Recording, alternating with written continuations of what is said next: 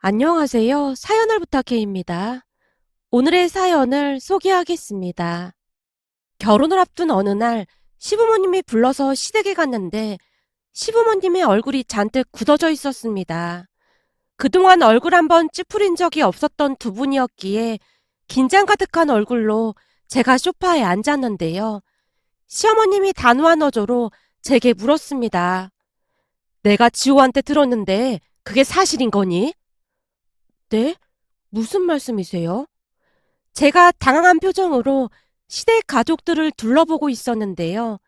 시어머님이 실망 가득한 표정으로 다시 물었어요.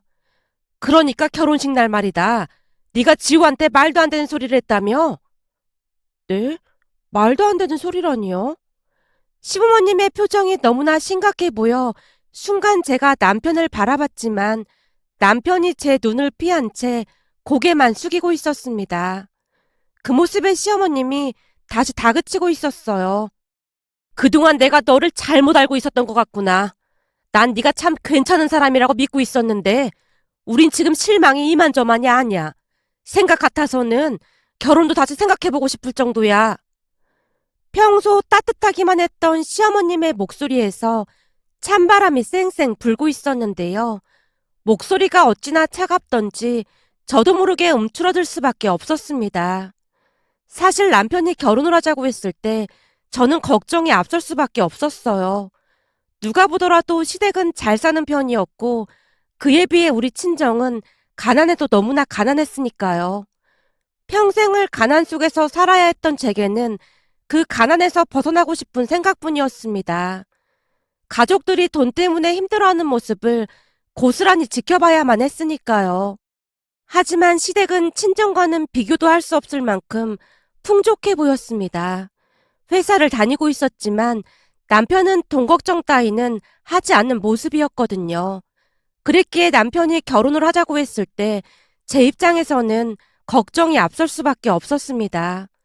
몇 번을 생각하고 또 생각해봐도 가난한 며느리를 쉽게 받아줄 것 같지가 않았거든요. 한참을 고민만 하다가 남편에게 말을 꺼냈어요. 지호 씨도 잘 알다시피 우리 집이 좀 그렇잖아. 혹시나 지호 씨네 부모님이 반대하면 어떻게 하지? 우리 부모님이 반대를 왜 해? 그야 우리 집이랑 지호 씨네 집이랑 차이가 너무 많이 나니까 그렇지. 무슨 소리를 하고 있는 거야? 우리 부모님 그런 분들 아니야. 다들 그렇게 말한다고 하더라고. 그치만 막상 만나보면 다들 반대한대. 내 친구도 친정이 가난하다고 남자 쪽에서 그렇게나 반대했잖아. 내 친구 남자친구 집안이 교육자 집안이라고 했는데도 그렇게나 반대했다고 하더라고. 내가 맹세할 수 있는데 우리 부모님은 절대 그럴 분들이 아니야. 그러니까 걱정하지 마. 난 지호 씨가 진짜 너무너무 부러워. 내가 왜? 지호 씨는 뭘 걱정할 게 없잖아. 하지만 난 그냥 매사 걱정을 달고 살거든. 지호 씨 대학 다닐 때 아르바이트 해본 적 없지? 아니야. 나도 몇 번 해보긴 했어. 나는 말이야, 항상 절박했어. 아르바이트 못하면 유지가 안 됐으니까. 하물며 아르바이트를 해서 나한테 쓴 돈이 많지도 않아. 집이 힘드니까 보태줘야 했거든. 진짜 엄청 효녀였네? 그렇지도 않았어. 그냥 다 짜증만 났으니까. 나는 왜 이런 집에 태어난 걸까? 그런 생각만 했던 것 같아. 사는 내내 부모님 원망도 많이 했어. 그럴 수도 있었겠구나. 미안해. 그런 마음인 줄은 몰랐어. 아니야. 내가 이런 말 꺼낸 이유는 지호 씨는 부모님께 항상 감사해야 한다는 말을 하고 싶어서야. 그런 부모님 만나는 것도 엄청난 복이거든. 지금도 봐. 결혼을 하려니까 이 가난이 또 내 발목을 잡잖아? 그런 걱정하지 말라니까. 우리 집은 진짜 괜찮아. 그건 지호 씨 마음이 그런 거지. 지호 씨 부모님 마음은 다를걸? 아무래도 지호 씨 부모님 입장에서는 가난한 집 딸이라 부담스러워할 게 뻔할걸? 평생 동안 따라다니는 이 가난이 난 너무너무 싫어. 그동안 본 적 없던 제 모습에 남편도 많이 놀란 듯 해 보였습니다. 하지만 남편은 그다지 개의치 않는 모습이었고 얼마 뒤 시부모님을 만나러 갔지만 역시나 그다지 개의치 않는 모습이었습니다. 식사를 하고 난 뒤 기특하다는 듯이 시어머님이 말을 꺼냈거든요. 내가 듣자 하니 그동안 알뜰하게 돈도 잘 모았다면서? 아닙니다. 그래봐야 얼마 되지도 않는걸요. 아니지. 요즘 젊은 사람들 욜로족이다 뭐다 하면서 돈 쓰고 다니기 바쁘던데 들어보니 그렇게 알뜰하다고 하더구나. 우리 지호만 해도 그래. 맨날 쓰기 바빴지. 돈 모을 줄 모르거든. 아주 기특하구나. 라며 아낌없이 칭찬을 해줬습니다. 처음에는 그 모습마저 낯설기만 했는데요. 아들 앞이라 좋은 엄마인 척 하는 건가 하는 생각마저 들었으니까요. 하지만 시간이 지나면 지날수록 시부모님은 어떠한 내색도 하지 않고 저를 예쁘게만 봐줬습니다. 결혼식을 준비하는 과정에서도 모든 걸 다 양보해 주셨다고 해도 과언이 아닐 정도로 친정 부모님이 불편하지 않게 다 맞춰줬으니까요. 그렇게 아무 문제 없이 결혼식 준비를 하고 있던 와중에 저를 앉혀놓고 시어머님이 대노하고 있었습니다. 네가 입이 있으면 말해봐라. 지호 말이 사실인 거니? 진짜로 바깥사돈한테 그리 말한 거야? 아, 그게 아버지도 좀 불편하다고 하셨거든요. 그게 아니라면서 네가 먼저 말을 꺼낸 거라며. 바깥사돈은 신부 입장하고 싶어 하셨잖니. 상견례 때 우리가 다 같이 들었는데도 그런 말을 하고 있어? 시어머님의 말에 제 눈에서 눈물이 뚝뚝 떨어지고 있었습니다. 그 모습에 시아버님이 시어머님을 말리고 있었는데요. 시어머님이 다시 말을 꺼냈어요. 너 혹시 창피해서 그런 거니? 아버지가 창피해서? 어머님, 아버님은 제 맘 잘 모르실 거예요. 저는 살면서 단 한 번도 편하게 산 적이 없었어요. 책을 한 권 사려고 해도 눈치를 봐야 했고, 그 흔한 학원 한 번 다녀본 적이 없었어요. 지금도 그래요. 시댁은 너무 잘 사는데, 친정은 못 살아도 너무 못 살아서, 그렇잖아도 눈치가 보이는데, 아버지까지 그런 상황이라 더욱더 주눅이 든단 말이에요. 결혼식장에 온 사람들이 얼마나 수군거릴까 하는 생각에 잠을 잘 수가 없어요. 제 눈에서 눈물이 뚝뚝 떨어지고 있었는데요. 시어머님이 나지막한 목소리로 위로했습니다. 그래도 널 낳아주신 부모님이잖니. 자식인 네가 부모를 그렇게 생각하는데 어느 누가 존중해 주려고 하겠니? 적어도 자식인 너만큼은 사돈 두 분의 마음을 헤아려 줘야 하지 않겠니? 바깥 사돈 눈이 그리 된 건 그 누구의 잘못도 아니다. 처자식 먹여 살리려고 새벽부터 밤늦게까지 일한 게 잘못은 아니잖니. 그러다 사고가 난 아버지한테 네가 어떻게 그럴 수가 있어. 다른 사람들이 다들 손가락질을 해도 넌 든든한 백이 되어드려야지. 우린 상견례 날 사돈 두 분 뵙고 두 분 인상이 얼마나 선하던지 맘에 쏙 들었는데 네가 그런 생각을 하고 있는 줄은 정말로 꿈에도 몰랐다. 시어머님이 제 상처를 꼭 집어서 말을 하고 있었기에 결국 제가 오열하고 말았습니다. 창피함과 죄송한 마음이 머릿속을 가득 메우고 있었으니까요. 제가 숨이 넘어갈 듯 오열을 하고 있자 시어머님이 다시 저를 달랬습니다. 우리가 괜찮다는데 왜 자꾸 그런 생각을 해? 사돈 두 분에게 비수를 꽂아놓고 니들이 잘 살 수 있겠니? 그니까 둘이 내려가서 싹싹 빌고 바깥사돈이랑 신부 입장 같이 해라. 내 말 무슨 말인지 알겠니? 시어머님의 말에 제가 눈물범벅이 된 채 고개를 끄덕이고 있었습니다. 사실 우리 아버지는 오래전 트럭 기사로 일을 했습니다.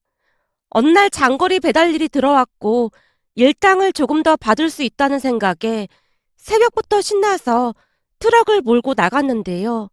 그날 일을 나갔던 아버지는 교통사고를 당한 채 중환자실에 누워 계셨습니다. 그때 당시 의사가 깨어나지 못할 거라는 말까지 했었어요. 얼마 뒤 깨어나긴 했지만 그 사고 이후 아버지는 앞을 볼 수 없게 되었어요. 그 뒤부터 우리 가족들은 지독한 가난과 마주해야 했고요. 엄마가 일을 해서 내 식구를 먹여 살려 했으니 하루하루 너무나 힘든 삶이었습니다. 어느 날은 쌀독에 쌀이 떨어져서 옆집에 쌀을 빌리러 간 적도 있었으니까요. 너무나도 힘들었기에 아버지 원망도 많이 하며 살았습니다. 결혼식 준비를 하면서도 내내 돈 때문에 스트레스를 받을 수밖에 없었는데요. 시댁에서 우리 쪽에 다 맞춰주긴 했지만 너무나 없는 살림에 창피한 마음만 가득했으니까요. 그러던 중 신부 입장 이야기가 나왔고 제가 엄마에게 조용히 말을 꺼냈어요. 엄마, 신부 입장 말이야. 아버지가 할 수 있을까? 아무 걱정하지 마. 요즘 네 아버지랑 엄마랑 시간 날 때마다 엄청 많이 연습하고 있어. 엄마가 너무도 해맑게 말을 하고 있었는데요. 사실 제 마음속에서는 아버지가 알아서 신부 입장을 안 하겠다고 해주길 바라고 있었던 것 같습니다. 하지만 양심의 가책을 느끼긴 했기에 차마 먼저 말을 꺼내지는 못하고 있었어요. 결국 제가 엄마에게 다시 물었어요. 엄마, 신부 입장하다가 넘어지기라도 하면 진짜 큰일이잖아. 그렇지 않을까? 걱정하지 말라니까. 지금 얼마나 열심히 연습하고 있는데. 엄마가 다시 해맑게 대답하고 있었기에 제가 불만스레 긴 한숨을 내쉬고 있었습니다. 그 모습에 엄마가 놀란 듯 제 눈치를 보며 물었어요. 너 혹시 아버지랑 신부 입장하기 싫어서 그러니? 싫긴 누가 싫다고 그래. 아니거든? 하면 될 거 아니야. 누가 신부 입장 안 한대? 제가 엄마에게 빽하고 소리를 지르고 있었는데 목소리가 워낙 컸던 모양으로 안방에 있던 아버지까지 듣게 되었던 것인지 잠시 후 아버지가 저를 앉혀놓고는 미소를 지으며 말을 꺼냈어요. 사실 나도 그동안 여간 걱정을 많이 한 게 아니야. 여보, 그게 무슨 말이야? 그게 계속 무릎이 안 좋았잖아. 근데 요즘 들어 통증이 더 심해져서 많이 불편했거든. 그게 무슨 말이야? 당신 그런 말 없었잖아. 아니야. 계속 무릎이 안 좋았어. 내가 염치가 없어서 말을 못했던 것뿐이야. 그래서 말인데 아무래도 신부 입장은 힘들 것 같은데 우리 딸한테 미안해서 어쩌지? 그 좋은 날 혹시나 내가 넘어지기라도 하면 큰일이잖니. 요즘 그것 때문에 한숨도 못 자고 있었는데 이렇게 털어놓고 나니까 오히려 속이 편하구나. 그래서 말인데 신부 입장은 네 작은아버지랑 하는 게 어떻겠니? 그게 무슨 말이야. 아버지가 멀쩡히 살아있는데 당연히 당신이랑 해야지. 나도 그러고 싶은데 내 몸에 이런 걸 어쩌겠어. 아마 사돈 두 분도 이해해 주실 거야. 아버지가 애써 아무렇지도 않은 척 말을 하고 있었는데요. 그날 아버지 얼굴은 그 어느 때보다 슬퍼 보였다고 해야 할까요? 하지만 저는 참 이기적인 생각을 하고 말았습니다. 진짜? 그럼 어쩔 수 없지 뭐. 시부모님께는 내가 잘 말할게.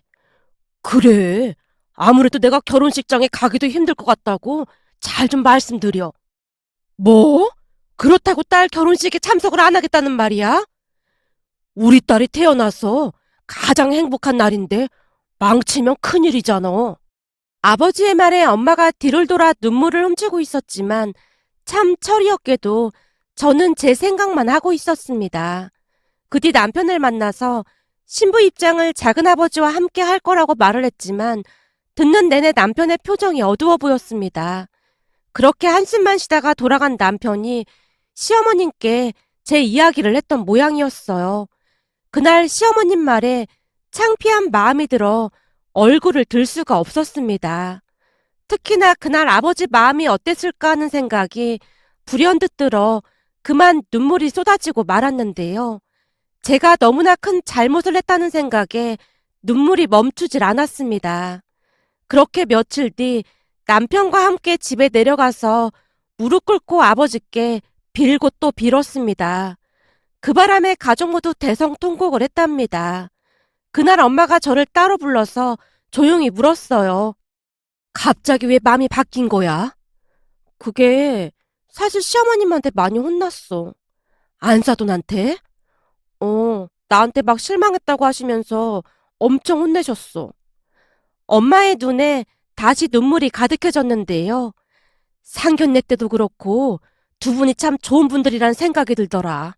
어쩜 그리도 바르시고 배려가 많으신 건지 참 배울 점이 많은 분들이야. 그러게. 사실 그동안 나 아버지 원망 많이 했거든. 근데 어머님 말씀처럼 그게 아버지 잘못은 아니었던 거잖아. 내가 왜 그런 마음을 가지고 살았던 건지 참 바보 같다는 생각이 들었어. 우리 딸이 이제 철 들었네. 시집보내도 걱정 없겠어. 엄마가 하염없이 흐르는 눈물을 닦아내고 있었습니다. 그 뒤 저는 아버지의 손을 꼭 붙잡고 신부 입장을 했는데요. 조심스레 한 발 한 발 내딛는 아버지의 발걸음에 축하해주러 온 하객분들이 진심으로 축하를 해줬습니다. 그렇게 우리는 모두의 축복 속에서 결혼식을 올렸습니다. 결혼 후 우리는 시댁 근처에서 살았는데요. 아무래도 맞벌이를 하다 보니 출산을 하게 되면 시부모님이 도와주겠다고 했거든요. 그러던 중 드디어 임신이 되었고 가족들 모두가 많이 축하해줬습니다. 임신하고 입덧으로 고생하던 어느 날은 엄마가 끓여주던 순두부찌개가 먹고 싶어서 근처 식당에 가서 먹어봤지만 엄마가 끓여주던 맛은 아니었어요.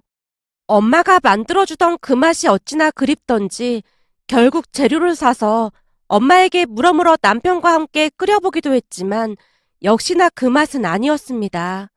그러던 어느 날은 시댁 가족들과 식사를 하기 위해 분주하게 준비를 하고 있었어요. 입덧으로 인해 대부분의 음식은 시어머님이 준비를 했고 저는 옆에서 거들기만 했습니다. 그러던 중 식탁을 둘러보던 시어머님이 놀란 채 말을 했어요.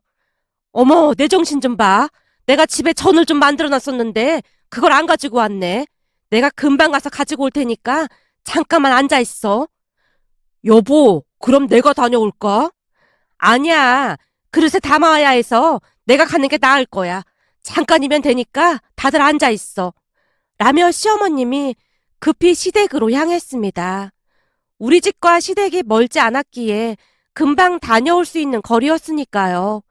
그런데 잠시 후 문 밖에서 소란스런 소리가 들려왔습니다. 그 바람에 남편이 급히 문 밖으로 나가다가는 놀라서 외쳤어요. 장인장모님, 언제 오신 거예요? 오셨으면 들어오시지 그러셨어요. 뭐? 엄마 아버지가 오셨다고? 저도 놀란 채 밖으로 뛰쳐나갔는데요. 시어머님이 두 분에게 다시 말을 하고 있었어요. 아니, 오셨으면 들어오시지. 그냥 가시려고 했던 거예요? 그게 아니라 우리 딸이 계속 이 순두부찌개가 먹고 싶다고 해서 반찬 몇 가지를 해왔는데 여기에 두고 그냥 가려고 했습니다. 아니, 그 먼 거리로 오셔서는 그냥 가시다니요. 가족들끼리 식사하시는데 방해가 될까 싶어서요. 무슨 그런 말씀을 하세요. 두 분도 가족인데 딸 집에 왔다가 그냥 가시는 경우가 어디 있습니까? 얼른 같이 들어가시죠. 시어머님이 두 분을 모시고 집 안으로 들어오고 있었어요. 집 안으로 들어서던 엄마의 손에 반찬을 담은 가방이 들려 있었는데요. 무엇이 그리도 창피한 것인지 엄마가 자꾸만 반찬을 뒤로 감추고 있었어요. 우리가 내려간다니까 이 무거운 걸 뭐하러 들고 올라왔어. 부모님의 모습에 눈물이 핑 돌았기에 제가 간신히 묻고 있었는데요. 시어머님이 엄마 손에 들려있던 반찬을 받아들려고 했습니다. 그런데 엄마가 자꾸만 손을 뒤로 빼더니 조용히 말을 했어요. 예전에 집에서 먹던 순두부찌개가 그렇게 먹고 싶다고 해서 가져왔는데 재료도 좋은 걸 넣고 끓인 것도 아닌데 그게 뭐라고 그걸 그리도 찾는지 모르겠습니다. 이건 나중에 너 혼자 먹던지 해. 엄마가 미안한 듯 제게 말하고 있었는데요. 다 같이 먹으면 되죠. 냄새가 아주 좋은데요. 아닙니다. 재료도 그렇고 두 분 입맛에 안 맞으실 겁니다. 음식은 정성으로 먹는 겁니다. 괜찮으니까 이쪽으로 앉으세요. 시어머님의 말에 시아버님이 아버지 팔을 잡고는 식탁으로 안내를 하고 있었고 엄마와 시어머님이 접시에 반찬을 담고 있었습니다. 그 모습에 코끝이 시큰해질 수밖에 없었는데요. 시종일관 부모님을 배려하는 두 분의 모습에 다시 한번 감동을 받았거든요. 그 뒤에도 시부모님은 항상 우리 부모님을 배려하고 있습니다. 얼마 전에도 엄마가 신선한 채소들을 시댁으로 보내왔는데요. 시어머님이 한박 웃음을 지으며 이모님들께 자랑까지 하고 있었어요. 사연을 듣다 보니 사돈 간에 다투고 원수지는 사연이 많은 것 같아서 이런 시부모님도 계시다는 말씀을 드리고 싶어 이렇게 사연 보내봅니다. 오늘의 사연은 여기까지였습니다. 즐겁게 보셨다면 구독, 좋아요 부탁드립니다. 고맙습니다.